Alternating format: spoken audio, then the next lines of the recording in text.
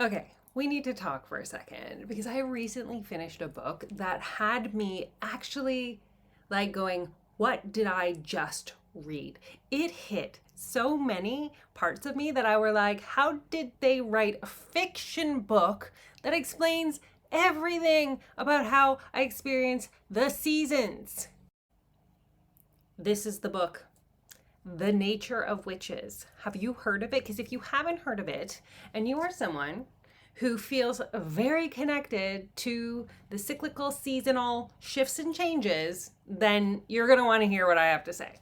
So, in the story, whatever season that you were born in, you have special powers that actually unlock what that season offers. So, like in spring, you can grow things. In summer, you have the energy of the sun, and fall, your harvest, and also death, like you're dying things, you know. And then in winter, you have access to the ice and the cold.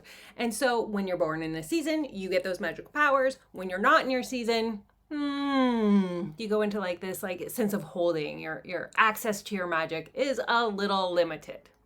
We meet the main character, Clara, who is an ever witch, and she has access to all the seasons every single time, all their magic. She's just tuned in. She's very rare, hasn't been around for 100 years. But the thing that really like kind of like anchored it in for me and made me go like, stop it. This is how I feel. This is like so true for me, is how she describes what happens after each equinox and solstice that she experiences. Clara, I love Clara. She describes that because they have a party there at school. So every equinox and solstice, there's like this big event.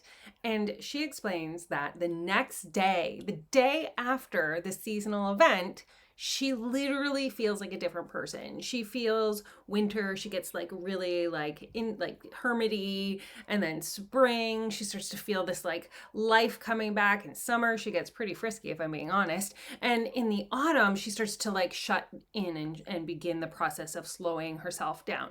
And no word of a lie, I seriously feel the turn of the seasons that deeply. And there's one more thing. But the last piece of this, like, which is really significant to me, is it's not just the seasons that I feel so deeply.